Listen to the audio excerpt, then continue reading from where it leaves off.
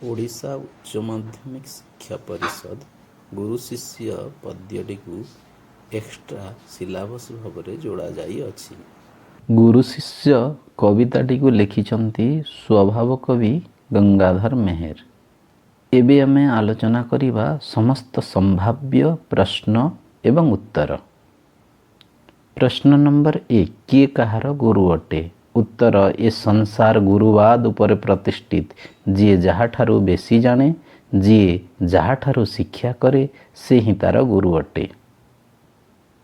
ପ୍ରଶ୍ନ ନମ୍ବର 2, କିଏ ଗୁରୁର ମାନ୍ୟତା ପାଇବାକୁ ଯୋଗ୍ୟ ଅଟେ? ଉତ୍ତର, ଯିଏ ପ୍ରଜ୍ଞାମାନ, ଅଧିକ ଜ୍ଞାନୀ, ସେ ହିଁ ଗୁରୁର ବ୍ୟବହାର ବା ମାନ୍ୟତା ପାଇବାକୁ ଯୋଗ୍ୟ ଅଟେ।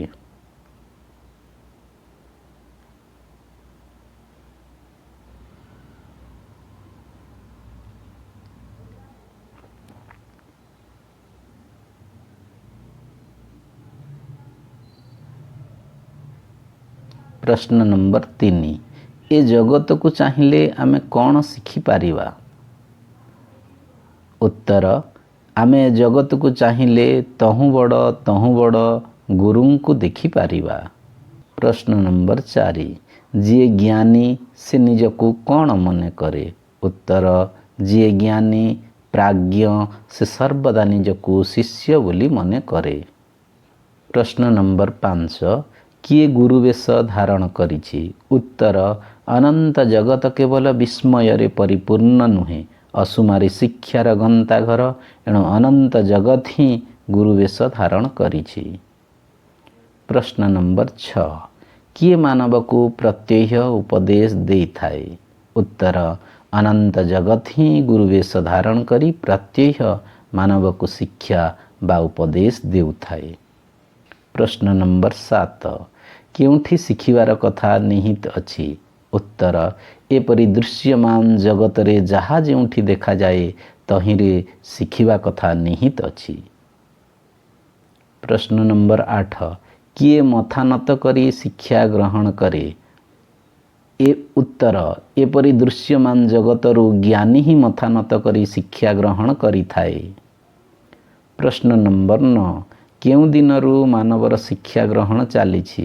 ଉତ୍ତର, ଯେଉଁ ଦିନରୁ ମାନବ ସୃଷ୍ଟି ଲାଭ କରିଛି ସେହି ଦିନଠାରୁ ମାନବ ଶିକ୍ଷା ଗ୍ରହଣ କରି ଚାଲିଛି। ପ୍ରଶ୍ନ ନମ୍ବର 10, କେତେ ଦିନ ପର୍ଯ୍ୟନ୍ତ ମାନବ ଶିକ୍ଷା ଗ୍ରହଣ କରି ଚାଲିଥିବ? ଉତ୍ତର, ନରଦେହ ଅବନୀରେ ବା ପଞ୍ଚଭୂତରେ ଲୀନ ହେବା ପର୍ଯ୍ୟନ୍ତ ମାନବ ଶିକ୍ଷା ଗ୍ରହଣ କରି ଚାଲିଥିବ। ପ୍ରଶ୍ନ ନମ୍ବର 11, ଯିଏ ନିଜକୁ ଗୁରୁ ଗୌରବରେ ଭୂଷିତ କରେ ତାହାର କ'ଣ ହୁଏ? ଉତ୍ତର, ଯିଏ ନିଜକୁ ଗୁରୁ ଗୌରବରେ ଭୂଷିତ କରେ ତାହାର ଜ୍ଞାନ ଲାଭ ହୋଇଥାଏ। ପ୍ରଶ୍ନ ନମ୍ବର 12, ଯିଏ ନିଜକୁ ଶିଷ୍ୟ ରୂପେ ଗଣେ ସେ କ'ଣ ପରିଚୟ ପାଏ? ଉତ୍ତର, ଯିଏ ନିଜକୁ ଶିଷ୍ୟ ରୂପେ ଗଣନା କରେ ସେ ହିଁ ଯୋଗ୍ୟତମ ଗୁରୁ ମର୍ଯ୍ୟାଦା ପାଏ।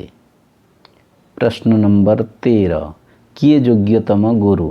ଉତ୍ତର, ଶିଷ୍ୟର ଅମାପ ଜିଜ୍ଞାସା ନେଇ ଯେ ଗତି କରେ ସେ ହିଁ ଯୋଗ୍ୟତମ ଗୁରୁ ଅଟେ। ଧନ୍ୟବାଦ। ଲାଇକ୍, ସେୟାର, କମେଣ୍ଟ ଏବଂ ସବସ୍କ୍ରାଇବ୍ କରିବା ପାଇଁ ଭୁଲିବେ ନାହିଁ।